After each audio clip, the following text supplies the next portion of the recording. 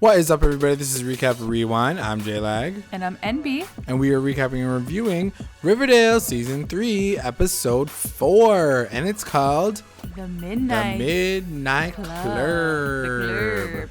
And don't forget, guys, stick around for the ending because we are going to go through our recap roundups, our best moments, our best lines, our MVPs, and we're going to go through some of your best moments as well. So stick around for that. And for anyone who's joining us for the very first time, thanks for coming through. Make sure you guys subscribe to the channel. And for anyone who's coming through again for the second or more times, thanks for coming back. And let's get into this episode because I'm really excited to talk about it. Woo! Oh my God, it was so effing Oh my gosh. They hyped this episode up so much, and they totally 100%. Came through. It is probably gonna be the best episode of the season. I can probably say that confidently. Like, it was just so different. I don't know about best, but I think they put so much production into it. They did such a great job with the costuming and the music and the acting. Like, all the kids did such a fantastic job portraying their parents. Like, they really pulled a great script together to tell this back end of the story, and it makes sense. I have to say, Tessa Lee Williams, she was the main writer for this episode. I have to give a shout out to her because this episode's writing was on point. The way all these characters came together, and it all made sense. It didn't feel cheesy at all. It didn't feel like, oh, like, why would they be here and why would they... It all made sense. I believed it. I loved the narration with, like, Alice and how it weaved throughout past and present. Like, everything was so good. The characters were so, I feel like, true to who they are, kind of, and, like, what we've known. And it was funny. Like, it was a lot, like, the first half an hour before everything starts getting, like dark and crazy. Like, it was so much fun. Entertaining. I think it was entertaining through and through. But, yeah, for sure. They definitely make it very funny. They definitely play with, like, those old school 80s, 90s movies. Definitely, like, The Breakfast Club is a huge inspiration for this episode. So let's just get right into the episode and just talk about it. So... It starts off with everybody in the present time. So it's Jughead still narrating and saying how everyone got a manual and now it's kind of spreading like wildfire. Everyone is trying to play it and wanting to play it. And even the school is trying to ban it, but it just keeps coming back. People are still trying to find ways to get back into it. And even Hermione kind of comes through, and as mayor, she literally has like a conversation with every single class, and it's like, do not play this game. It is very dangerous. And like, no one listens, obviously. Yeah, so Hermione steps in and she's kind of like, I'm the mayor, so I'm going to come and like talk to the class. And they say that like, don't worry, like Kevin's, like if you guys are feeling like some type of way about it, don't worry, Kevin is running a crisis hotline. I'm like, oh my God. Yeah, I'm like why does this kid get the scraps? But like also like I don't even care. Like, why are you getting the hotline? Like, what's gonna happen to you? He's just gonna, I guess he's gonna become the gossip girl of the situation too. He's gonna like find out all the tea. Yeah, he's basically gonna be like, the switchboard. Like, what does that He's mean? gonna be like, I got a phone call yesterday. Things are gonna happen. Anyway, we'll see how that goes. Yeah. But yeah, it cuts back to Betty and Veronica, and they're just talking. And Veronica's like rolling her eyes. She's like, "LOL, my mom thinks that she can stop this game. It's not gonna work because it just makes people want to play it even more." And she talks to Betty and says, I just want to make sure that you and Jughead aren't playing the game. And Betty's like, no, we're not playing it, but we need to figure out what the fuck is happening because people died. And then she's like, are you playing it? She's like, I don't have time for that. She's like, I'm 5 25 out of 25. Like, I don't got time to play no game. I be running a business, though. I don't need to do that. Okay. All right, relax, girl. You were there for like 2 minutes. So then we get a call from Dr. Curdle Jr. from the morgue. Yeah, Curdle Jr. They're clearly him and Betty are like boys now. Yeah. Like, they get like calls on the daily. Like, yeah. It's like text, like, are you home now? It's like, are you good? He's like, hey, Betty, do you remember me? I'm like Curdle's like son. Yeah. And it was funny because like I was trying to figure out why, like really like why they're making him the junior, but maybe it adds to the fact that like she finds the files like this way. Like that's the only thing that I can make the connection. Yeah, you're right, because like Curdle would have known. It goes through her. Yeah, instead of Alice. Yeah, you mean. Like OG Curdle would have known that whole situation. So anyway, I don't know. Which is kind of what he says too, right? He's like, hey, Betty, I was looking through my dad's files because I don't have a life. Yeah. And Exactly. I found these files from like 30 years ago. Yeah. So I'm just telling you that like there's actually a connection from that time to now. Yeah. I was like, what? It's like, okay, how did girl. you find those files? All right, boy. So anyway, it cuts back to Betty and Alice at home, and Betty just shows her all this information. She says, listen, I went to the morgue and I got this information. You need to explain yourself now because I found out that somebody died in your time. So give us all the info.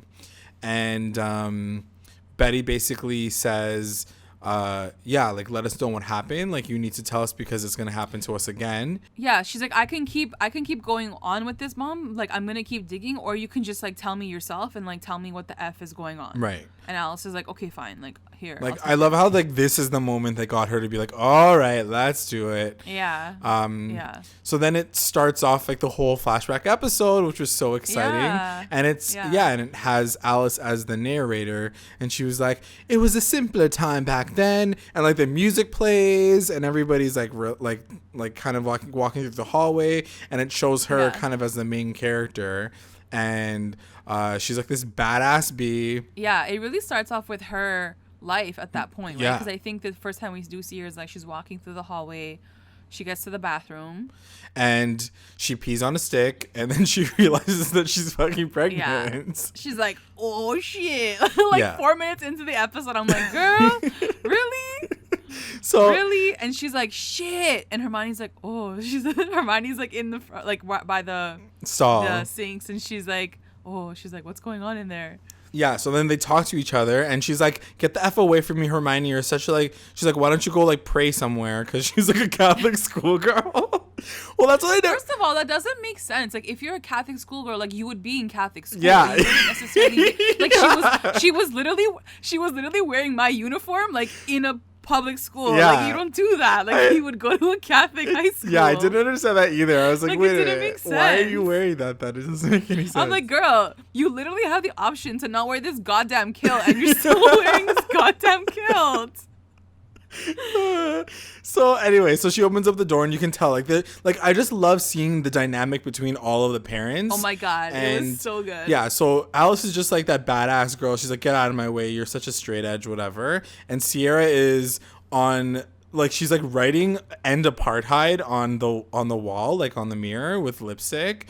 And I was like, so she's very like political, like, obviously. social we justice. got that from Sierra. Yeah, totally. And like, what does Alice say about like being? She says something about like being pregnant, or I don't remember her saying anything about being pregnant, but she basically says like, back off, like everybody is like a loser in the school. I don't remember. Because like Sierra says something. She goes, actually, it's like this. And then Hermione's like, shut up. Like, don't like interfere in our conversation. Oh, I think she does admit that she was like effing FP. Like, that's where like she got the baby from. Yeah. She's like, I'm pregnant with his baby. That's where the baby came from. And she says, she's like, FP's D. And they're like, FP Joe? Yeah. Like, they were so lit for her. And Alice is like, fuck, I'm so fucked. So then in that moment, Penelope walks in, and she's like, hello, girls. Yeah. Where's your hall passes? You're all missing it. Where are you guys? She's like the nerd of nerds. Yeah, and Alice is like, what's up your ass, Penelope? Like, you can tell like there's so much shade being thrown back and forth between these girls. Like, literally in 45 seconds, there's so much savagery. I'm like, I don't know how to handle it. Literally, Alice. Like, everyone's just throwing bombs. Alice slaps the F out of Penelope. She's like, tsh, like hits her. And then Penelope slaps her back. And I'm like, damn, I forgot like girls like fight hard back in the 1980s. So then they're like fighting, and like Sierra's like, yes. And Hermione's like, yes. It was just a really funny thing to watch. It was so funny. And then it cuts to the locker room, and of course the boys are just like in there. And like we got our boy, Charles Melton, a.k.a.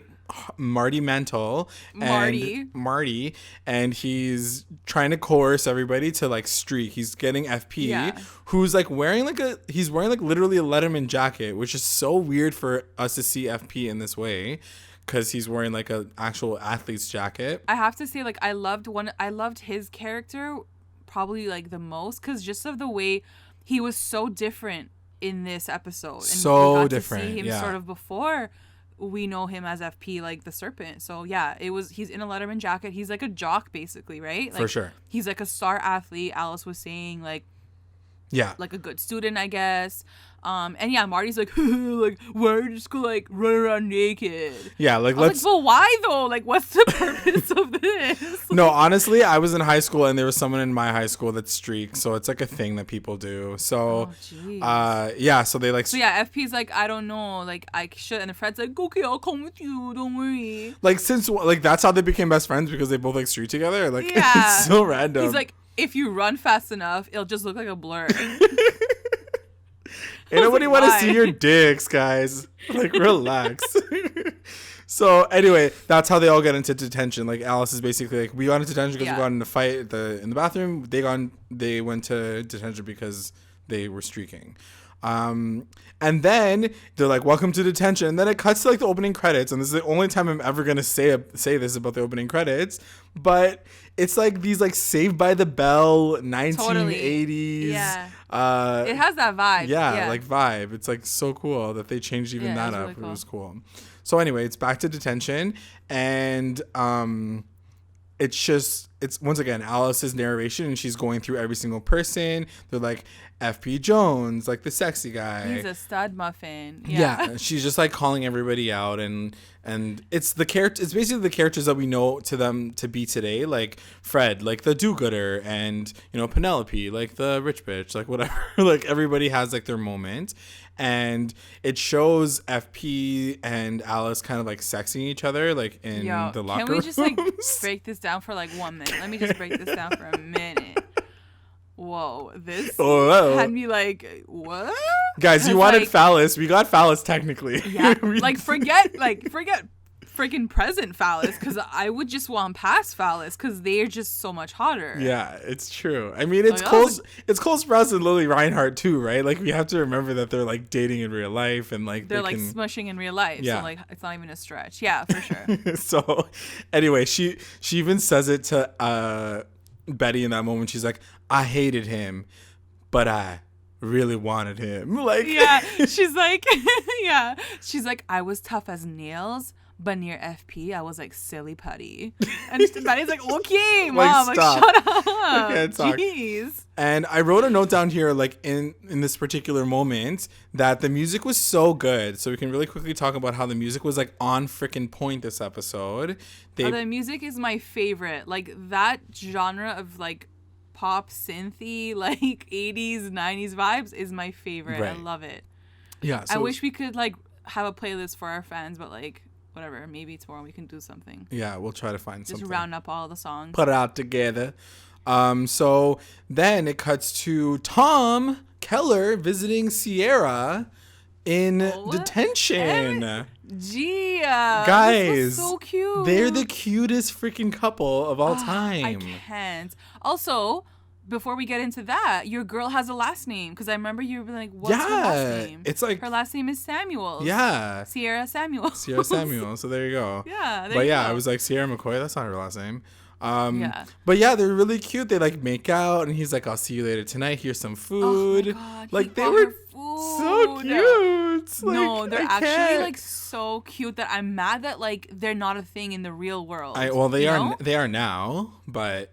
No, but like the actors, like Casey Cott and like Ashley Murray, like they were just so cute together. I was like, but I want them to exist. Yeah, they're for real. They were really cute, and like they were really loving up on each other. And it reminded me of that episode where we see them like sneaking around in the hotel room, and for the very first time we see like Tom and Sierra like hooking up in the hotel room, and it makes this moment like that much better, because you're like, but they are just like loving up on each other. They're not like having an affair. They're just like they have history.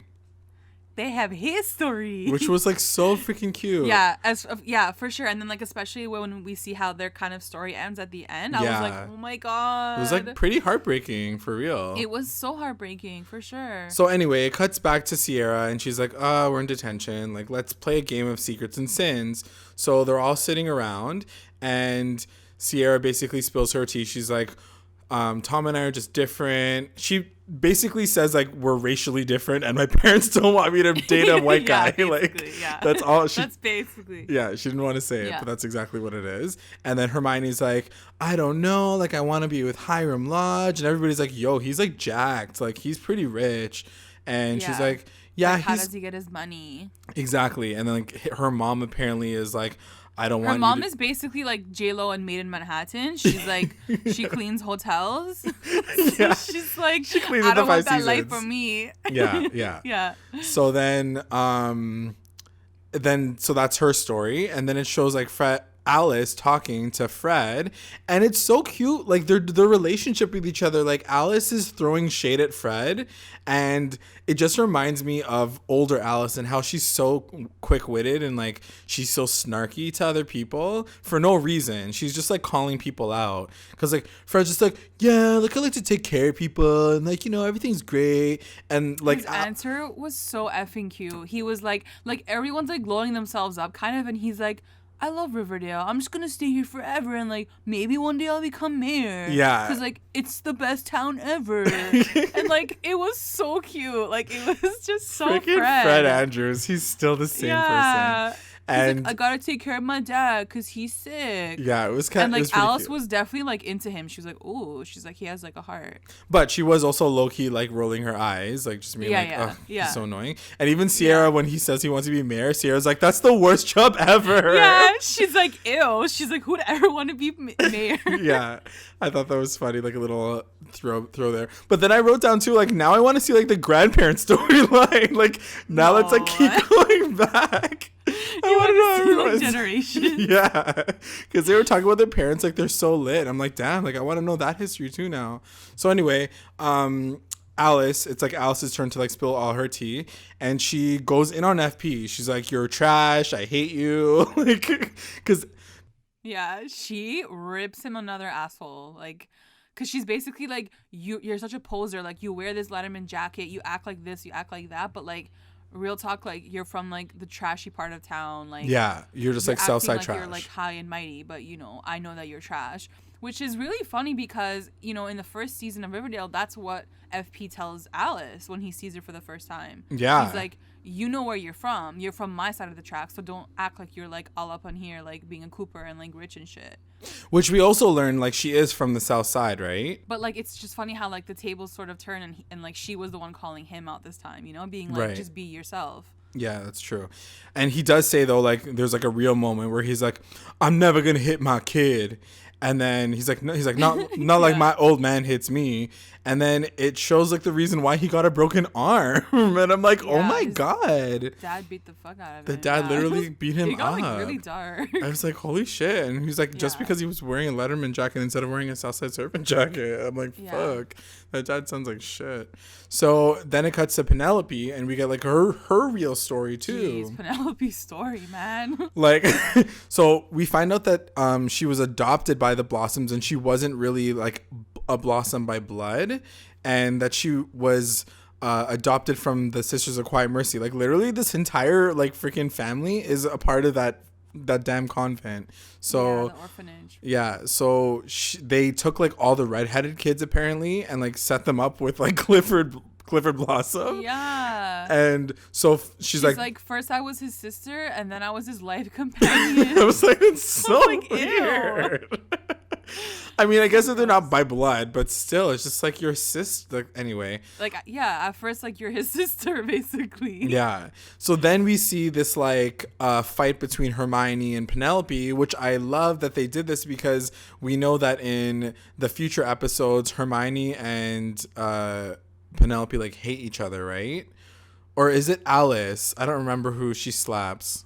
Yeah, I mean, like, I feel like it's more like I was trying to connect that too. I think it's more Alice that Penelope hates. I feel like Penelope hates everyone. Right. But yeah, like it was really funny because Hermione's like, ew. She's like, your mom's so sketch. Yeah. And Penelope's like, at least I'm not cleaning toilets like your mom. I was like, dude, that's so tight. So savage. Her mom's JLo and Made in Manhattan. That's like the sickest thing ever. So anyway, so they start fighting, they and fight, then they have a fight. they even get more detention. Yeah. So they have to like spend the next like 4 Saturdays together. Yeah. And then like Alice says, we got closer and closer, and one of the days, like it's one of the days that it's like raining outside, and Hermione breaks into one of the drawers to get her Game Lad, which is like a Game Boy, I guess. Yeah. And they find the Griffin and Gargoyles manual, and they're all like, "Oh, I've heard of this game. Like some people at the South Side, they've had heart attacks playing it. Like, let's play it." Yeah, let's play it. Why not? Sounds great. Well, Alice is kind of the one who kind of instigates it. She's like, "Yeah, I mean, like whatever. It's dangerous. Let's play it. Why not?" Yeah. So then, it's really interesting. So I was trying to follow the rules, but like I'm not a Dungeons and Dragons person. I'm not like a big like I love board games, but like Dungeons and Dragons is just not my thing. So I wasn't really following like the rules. But apparently, the Gargoyle King, you have to defeat him, which is what Penelope was saying. But it's interesting because if you need to defeat him, then how come like in the present time Ethel is like praying to him and like worshiping him? Like, I don't understand that aspect of it. Yeah, that's a good point. Maybe she's just trying to, like... I mean, Ethel's effing crazy. Like, at this point, like, yeah, she's crazy. That's true. Who knows? But I did love how... I think the most important part of this, when they're choosing their characters... And it was funny because, like, Hermione chooses a thief. Yeah. And, like, because basically she's marrying a thief. Sierra chooses the siren because, like, she becomes... A singer. Or like I was thinking like a politician. Yeah, she like calls like for the people. Yeah, true. Yeah. And then I don't know what. Fred's like the knight. Yeah, Fred's the knight. Because like he's just like the best knight ever. Yeah. I forget the rest of them. But yeah, it was really cute to see them all kind of choosing roles that worked for them. So then it's just like this crazy montage of them going crazy for the game. Yeah, they get really into it. And that's what happens, right? Once you start like choosing your character and like you want to level up, like that's when like shit gets crazy. That's when you want to like actually like get into this game. And Alice was like, that's when shit went off. Like everybody's going in, they're like leveling up. Like, Sierra and, like, took that shit seriously. She's like, I'm the siren and I'm gonna like protect everyone. So everyone's going like insane, and then it shows them on like their 3rd or 4th whatever Saturday together, and Penelope's like, okay, why don't we take this like outside of the game? Let's like get out of the board game and like do something in the actual school. So then she's like, let's pair everybody up into different pairs, and she decides to like mix the pairing up. So she puts Penelope with Hermione. Nope. No, she puts Fred with Alice and FP with Hermione. Yes. So it's just the core 4, and then basically Sierra and her have to sit back. Like they don't get to do this part of the game, I guess. Yeah. And I love how Sierra just like rolls her eyes. She's like, oh gosh, like what the hell? Yeah. It's so funny like, that how did you choose those? She's like, I don't know. I wonder why Tom wasn't a part of their crew. Yeah, like it's weird that they split him up from there. I was wondering that too. Like I get now why like he wasn't included on the poster, but that was really tight. Yeah. But like I just don't get like why he wasn't in part of the game. I get that he wasn't in detention, but like they could have made him like come in there. Like yeah. Anyways, so so Sierra in this moment, she's like, why did you choose those pairs? And Penelope says the infamous line that Cheryl always says, I'm in the mood for a little chaos. But she's got braces on, so it's like not as scary. So then it goes to FP and Hermione, and they find the gem in a vending machine. And the first thing that came to my mind was, how the hell did Penelope get that into the vending machine? Like, I was like, what the hell? So, because she does say, she's like, there's a scavenger hunt, like, let's find this gem. So, like, yeah, they find it in the freaking vending machine. Yeah. And FP kind of gets really close. Like, so this is the moment that we've been talking about all, like, you know, for the past couple of weeks because of the promo. We see them both together, like, getting really, like, close together. And he's like, I've been meaning to ask you something. And she, like, kind of gets a little bit closer, but then you see that he's kind of, like, getting even closer. Like, and then she's like, ew. She, like, pushes him away. Yeah, she's like, you were going to kiss me? He's like, yeah. Like, he looks amazing, by the way. Like, I have to say. Like, his hair needs to be like that all the time because he looks so effing good. So into it. I know, like we're so used to seeing him wearing a freaking hat, so Yeah. it's just like seeing him with like better hair is like different. Yeah. So yeah, Hermione basically like turns him down, which I was pretty shocked at. Yeah, and I'm not shocked. I feel like she's just not into him, and he's like one of those like player girl, like you know, Yeah, players. that's So true. like I get it, but yeah, she's like, I'm not into you. And then she asks like, what's going on with you and Alice? And he's like, honestly, like I think we're getting closer now that we're playing this Griffin and Gargoyle game, but I don't know, it's complicated. And Hermione's like, you guys should talk to each other. Like she kind of encourages the relationship, which was kind of cute. And then it cuts to Fred and Alice. And Alice is just like mopey. She's like pretty sad about shit because she's pregnant and stuff. Yeah. And Fred's like, what's wrong with you? And she's like, honestly, I'm just like feeling myself right now. I'm not happy. I just feel like this is an escape for me whenever we play the game and then we go back to reality. I'm just like really depressed. And Fred's like, me too. Like I have to like take care of my dad all the time, but then when I play this game, like I don't feel like I have any responsibilities. Yeah. So they have this like really quick connection, and then they get closer and closer, and then What? they kiss each other. What did you think about this moment? You know what? It's funny because Betty like gets gagged too. She's like, "What the fuck?" She's like, "You and Fred?" Yeah. And like what Alice says makes a lot of sense. She's like, listen, we were both like hot, first of all. Yeah. She's like, we're both hot, we're both lonely, and we were both like young. Like we like have these different like thoughts, and like both of our mindsets were pretty much similar. So like that's how it all happened. So it made sense to me. How about you? What did you think about that? Yeah, no, it totally made sense to me. I totally felt it. Like they just connected on a deeper level that I feel like she wasn't connecting to with FP at that point. And she was just probably feeling all types of ways. Like she just found out she's pregnant. Like that's huge. Yeah, she was like in a vulnerable moment. I'm sure if it was FP, like she'd probably like F him. So like it's just something different. Yeah, so exactly.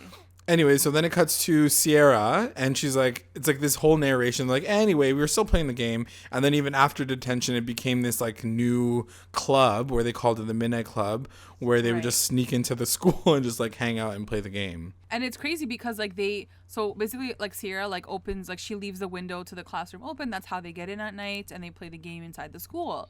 But this is also where shit gets crazy because they abandon the board like entirely, and they just kind of like jump into the real world, right? So they bring the game's like I guess challenges and like obstacles into the real world. Right. And she's like, this is when shit hits the fan, basically. Yeah.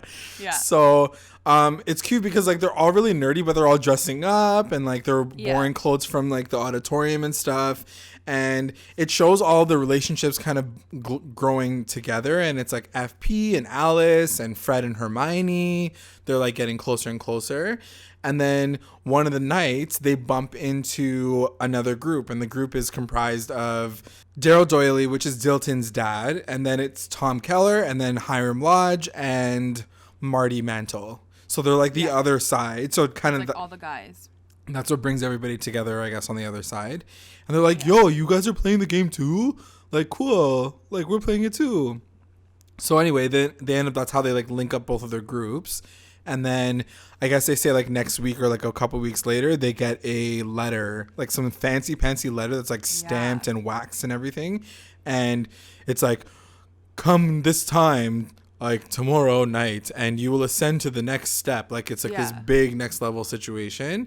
And then it shows them all kind of chilling in the room. So they walk into the room, which is like, the desk is like full of candy. So I'm like, oh my God, this is amazing. Dream come true. Like, welcome. And Dalton's like, yo, girl, like sick party. Like you got like Twizzlers and shit. And she's like, no. She's like, I didn't do this. She's like, I thought you did this. Right. And he's like, no, it wasn't me. Sorry, not Dalton, like his dad.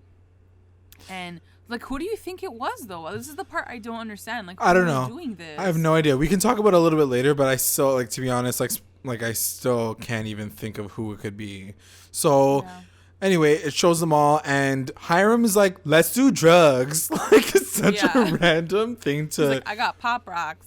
Yeah, it's like basically Pop Rocks, but like their drug version of Pop Rocks. Just like I guess like the sugar six are the same thing as a Jingle Jangle. It was so funny because like there was such an awkward moment when he's like, I got drugs. He like opens his Ziploc bag. He like takes a few out. He swallows it. It like pops. He like takes a swig. Like it was so long. Such a random thing. And they were just watching him like chug the Coke. Could we really quickly talk about the fact that Hiram Lodge, aka Michael Consuelos, got like 3 lines this entire freaking episode, and I was like, "What the hell?" That was like nothing. Like I was so amped for him to be in the show and like to see a little bit more of like Hiram's cunning and stuff. But he wasn't even in the school. He wasn't trying to charm Hermione. Like we don't see any of that kind of like those lines at all. So I was like, "What the hell?" It kind of sucked. Yeah, it just sucked that he didn't really have a lot to say in this episode. And, like, that's the only time we're going to get him, right? Yeah, and I didn't understand, like, why he was, like, the bringer of drugs. Like, what was the connection to that? I was like wow. If anything, it would be Reggie's dad, right? Because, like, I feel like Reggie's always the one that's, like, on the drug tip. True. So, like, I didn't understand. But anyways, Hiram is, like, he's selling drugs at the basement of, like, whatever. So, like, I guess he is doing stuff. He's definitely a drug dealer / like in the darkness. So anyway, everybody's on drugs now. Like everyone's like cracked out. Everyone's like high. So we get that scene from like last season when everyone's doing Jingle Jangle, basically. Yeah, basically. And Alice is talking through it, and she's like, "Ascension, I was crazy," because she doesn't take any of the drugs because she's pregnant. Right. So she's just watching everybody go crazy. She's like watching like the lights change, and everybody's like humping each other and like dancing with each other. Dude, Penelope's dancing had me on the floor. So what the hell was that? What is it? The Fred heads, they play like a song, and like everybody's in the band, which is kind of cool. Yeah. But yeah, like the dancing, like everybody was just getting so fucking lit. I could not stop laughing, and it was just so entertaining to watch this moment. And then so good. Yeah, so after that, like still like Alice is walking through the hallway, she's seeing people like hang out with each other, and like people are like making out in the corner, like it's just like random shit's happening. And then she goes into the bathroom and she just starts yakking. And then like this red light, like it's like an emergency light goes on. And then she's going to like go wash her hands, and she sees that these 2 chalices, and it's like a coin. It's like flip for your fate or whatever. And then like you have to drink from one of the chalices. And she looks around the entire bathroom, and like it's written everywhere in like lipstick. It's like flip for your fate, flip for your fate, flip for your fate. And it was really creepy. And then she just dips. And like I literally wrote down like, who the F is this person that's like writing all this stuff? It's so creepy. And I honestly guys, whenever they take it to this next level in Riverdale, I always go, I hope this is going to make sense, like, in the end of it all. And I feel like these are one of those moments where, like, visually it was so terrifying. But it's like, I hope this is not some, like, back-ass, like, dumb reason why, like, this is all happening. Because I feel like when you take it to that high stakes, it's the same thing that happened with Midge dying the way she died. It's like, does it make sense? Do you have to get to that next level to, like, just be cinematically creepy, you know? So anyway. So as she's leaving, because she's already glitching out, she passes by one of the hallways and she sees the freaking Gargoyle King, just like Betty did. And it's like crazy that they both see the same thing in their like in their lives. So she says like, I should have. So she sees the principal, I think, walk in as well, Principal Featherhead, and he walks in because he's trying to investigate like who's like broken into the school. Yeah. And she's like, I should have stopped him, but then I left. And she's like, everything after that, like, changed everything about how we feel about each other or whatever. So, so she leaves school after, like, she sees Principal Featherhead. And she just, like, didn't have a good feeling. She's like, I knew that, like, when I left, like, something was going to happen. Like, yeah. She's like, shit was going to go down. So then, so she tries calling everybody the next day, but no one's answering their phone. And I'm like, they don't even have cell phones. Like, who are you calling? Yeah. So anyway, they see each other the next day, and she tries to go to see Principal Featherhead to kind of like break down all the tea of what happened, and he's not even in.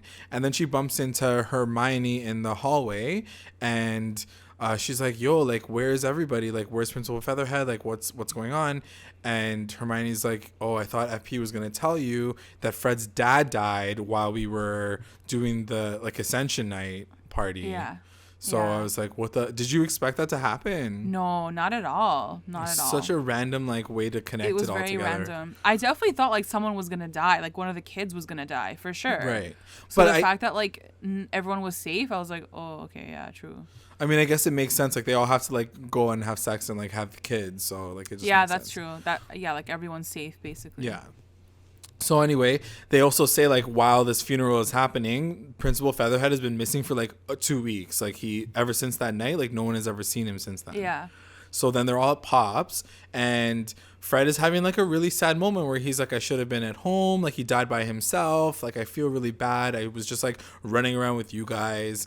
And it's a cute moment because you realize why Fred is so protective of Archie in the future and how he really instills this whole mindset of being responsible and how important it is to, like, care about your family and stuff. Like, it's cool to see how it's, like, where it all comes from. For sure. And it was such a real moment. Like, Fred's sitting there and he's like, I was getting high with you guys and, like, my dad died. Like, do you know how fucked up that is? Like, that really would sit on someone's conscience, like, their whole life. Like, yeah, it's really, really sad. Yeah. So anyway, so then while he's talking about that, Alice is like, by the way, guys, like, I saw Principal Featherhead come in that night into the school. Yeah. And they're like, we're never going to talk about this again. Penelope's like, the freaking, like, keeper of secrets. She's like, we're never keeping this. We're never talking about this ever again. You have to keep your mouth shut. You don't go to the police. Like, don't do anything. And then it cuts to, like, I guess the next week or the next day, and Alice is narrating still, and she was like, there were flies everywhere, like, it was crazy.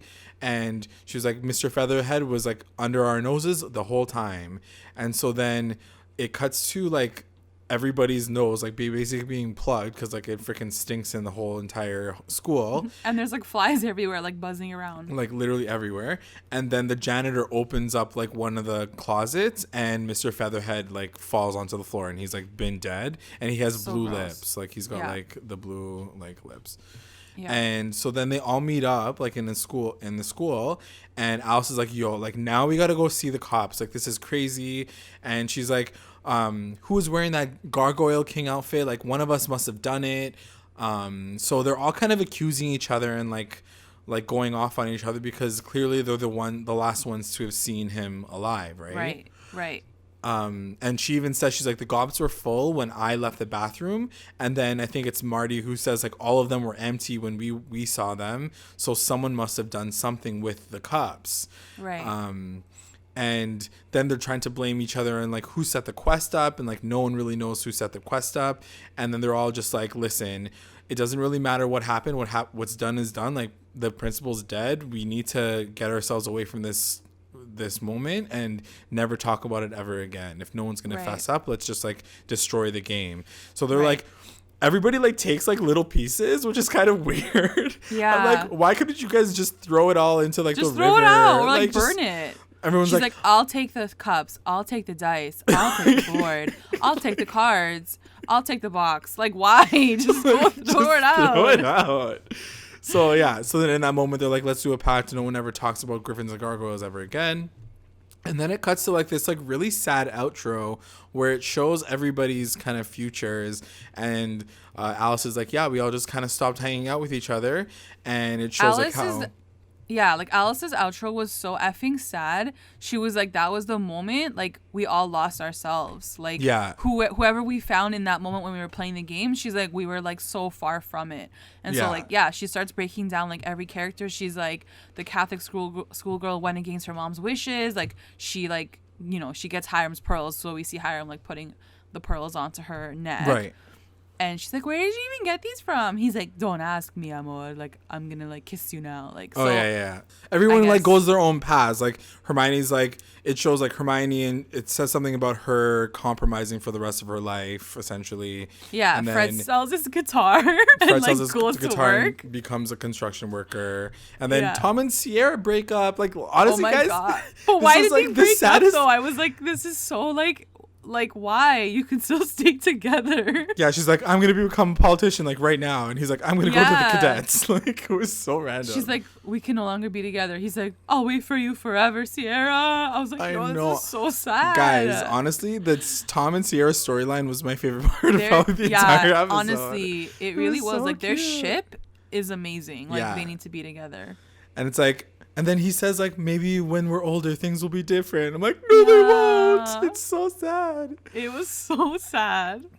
So anyway, then it cuts to Penelope and Clifford really quickly, and Clifford is still a mute. Like, the actor, the one who plays freaking Jason, he still doesn't have a line. Like, man still gets no lines, which is so tight. I felt so bad, but yeah. So then Penelope's like, I will marry you, brother. Like, so weird. Yeah. She's and like, then, oh, Clifford, take me away from all of these things. the real world is crazy. Yeah. And then it shows FP and he becomes one of the serpents. And Alice becomes like a prep. She basically wears the shirt, that like one jacket that she wears. She like, wears all the her time. blazer. Yeah, the freaking blazer that she wears all the time. And even Hal doesn't get a line because she like sees Hal in the hallway. She's like, "Oh hey." This is like one of my favorite moments. Okay, first of all, the actor that plays Hal. Okay, like who are you? Can you come back on the show? Because he was so cute. And yeah, I love that moment. She's like, oh, hey there, Hal Cooper. She's like, you want to go out? He's like, he doesn't even say anything. He doesn't even say anything. He just like nods and they walk away. Yeah. He's like, I'm gonna become a killer later. I'll see you later. Yeah. And then she kind of like ends it off by saying like, and then we became strangers again. I was like, no. Yeah. And then I was wondering why they did become strangers, but it's because they all thought each other like was involved in the murder. Yeah. So they were all suspicious of each other, and it kind of broke all their bond, which makes sense. Yeah, no, for sure. Because that'll fuck you up for sure. So then it cuts back to the present, and then they say like Alice says, you know, the principal's death was marked as a suicide, and no one ever wanted to talk about it again.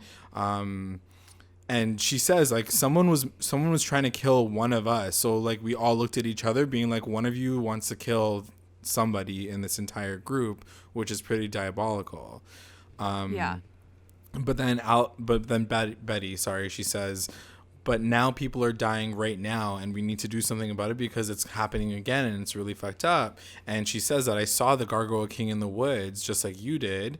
And Alice is like, okay, true. But she said, and she does kind of like allow her to proceed with like the investigation, but she just says like, don't play the game. And Betty's like, I mean, okay, like, she's true. Like, Mom, I'm going to do it anyways. Like, I'm going to, like, if you don't tell me now, I'm going to go, like, play it. So just, you know. Yeah. So then. Tell me as much as you can. So then it cuts to Betty at school, and she, like, goes to the windowsill where her mom was, which is kind of a cute moment where she sees, like, their initials etched into the window. Yeah. And then she opens up the trophy case. She breaks open the trophy case, and then she finds the 2 chalices from the original game. And there's like there are these symbols underneath the cups, which like we still don't know what the fuck they mean, but they're there.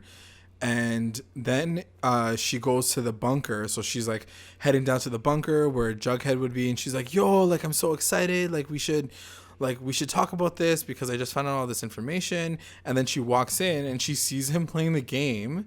And he's not just playing the game. Like, he's, like, insane. He's, like, in it. So Fangs is there with him. I think Cheryl's there. Yeah. I don't know who else was there. But, yeah, they were all, like, pretty much into the game at that point. He's like, I'm on level 3, and it's only a matter of time until I ascend. And she's like, oh, no.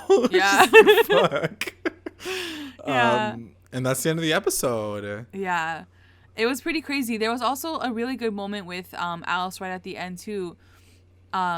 And because my thing, too, was like, okay, who's doing this? Like, what's going on? Are they killing each other? And Alice was like, it doesn't matter, like, what's happening. It's still death. Like, whether or not we're killing each other or, like, someone's setting us up, like our kids are still dying. Like, you guys are, like, one of you guys is dying. So, like, it doesn't matter. Like, just get to the end of it. You know what I mean? Just like, get to the end of the story. Yeah, like, she's like, figure it out, you know? So, I was like, yeah, true. Like, it doesn't matter, like, why, like, what the why is. It's just, like, figure it out, you know? Yeah. Which is, it's weird that the parents can't pull their, like, resources together and figure out the situation for their kids. Like, you're telling me that Hiram can't like hire private investigator and like figure the situation out. I wonder like, if it'll come down to that, because I think they're gonna have that parent episode where it's like all the parents and just the parents. So I wonder if that episode they're gonna do that, maybe like they're gonna be like, guys, we have to figure this out, like the kids can't like do this on their own kind of thing, you know? I don't know. Anyway, we'll see how this all goes, but they haven't connected everything together just yet, and a part of me does feel that maybe one of them did have something to do with it. And if we're gonna point fingers at people, it's probably Hiram. Like, let's be real. Or like Clifford, like Loki or something. Yeah, like one of the ones that are already dead or in jail. So we'll see. It'll be interesting to see if I guess Hal wasn't a part of the crew, so that he wouldn't have done it. I was like, but that's the thing. Like is Betty gonna go back to jail and see her dad? Yeah, and like it doesn't have to be someone who played the game that night. Like, what if someone came into the school and was like fucking with them? Like, which is likely the case, but yeah, we don't know like how it's all gonna play out, but we'll see. Let's get into our recap roundups. Recap roundups. Best moment. My best moment has to be, I think, the intro with everyone in detention and like Alice just going through why everyone was there, and then how they sort of come closer to each other. They play that secrets game. It was just, the writing was just so on point. The jokes were all there, and I can't wait to rewatch the episode, because I feel like out of all the like ones this season, this one has the most like rewatchability. For sure. It was really, really entertaining to watch. Yeah. My best moment was the outro, actually, with all of them kind of concluding their stories and how Alice talks about each character and where they end up. Because I was like, that's so freaking sad. And like I said, Tom and Sierra's storyline like blew me away. I was like, that's so depressing that they like couldn't fall in love with each other at the right time in the older life. WTF moment. My WTF moment, I think, is the moment with the principal rolling out of the closet and he was like rotting, like his body had like flies over it. Yeah. And his lips were blue. Yeah, I don't know if we're ever gonna find out like really what happened to him, but like it was just like a gross moment. So I was like, ew. Yeah, it was like also literally nobody in the school tried to open up the damn closet. Like seriously, like there was flies in the hallways, guys. If there's flies in the hallway, like that's pretty bad. Like I'm pretty sure you can find out where a smell is coming from. Like the school is not that big. Janitor needs to get fired. Clearly. Yeah, clearly. My WTF moment is everybody like coked out on like fizzy pops or fizzy rocks. I was like, what the fuck is happening? Everyone's on drugs. Like, why are drugs such a big situation in this show? So that was my WTF moment. MVP. My MVP is gonna be Alice. I think she really like owned the episode. It was all from her perspective. Yeah. And I love the fact that she sort of was in the past. She was kind of looking into it because she couldn't get high. Like she couldn't really like dive into it all because she couldn't get high. Yeah. But yeah, I think she was definitely like the MVP for this episode. Yeah, I agree. She definitely was my MVP. Not present Alice, but like past Alice, because she was cool. Yeah, for sure. LVP. My LVP is gonna be Marty Mantle and or Tom Keller. Just because I felt like Marty was I could have gone the episode without having Marty Mantle's story in there at all. Like he was so pointless. Yeah. I agree. And then Tom Keller, just because I wanted him to have more. I wanted him to be part of the group. I wish he was in detention with them and not just like on the other side, you know? Right. Yeah, it's true. I agree. But that being said, I did love their little storyline at the beginning. No, for sure. Yeah. I feel like if he was in the main core situation, then it would have been too complicated, like too many storylines going on. Yeah, and I think they wanted to keep it like six.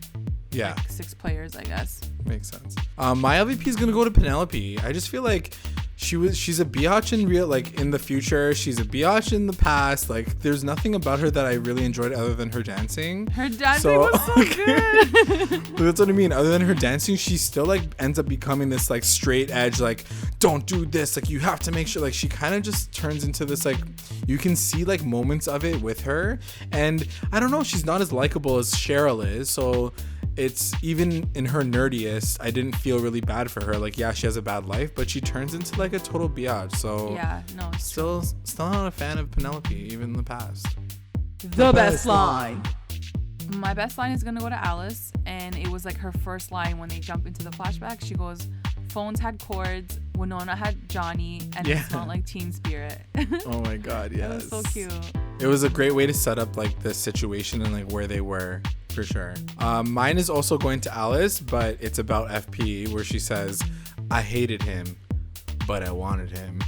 Yeah, that is totally their relationship. Yeah. Yeah, it's totally their relationship, and like we said, like phallus forever, but at the same time, like young phallus forever, for real. Like they were so cute together. That's it, guys. That's the episode. We kind of blasted through that, but we got through everything. It was so good. Such a good episode. I want to know what you guys thought about it. Let us know what you thought by tweeting us or just messaging us on our YouTube channel. And that is it. We're super looking forward to next episode and seeing where the rest of the season's going. All right, guys. Bye. Bye.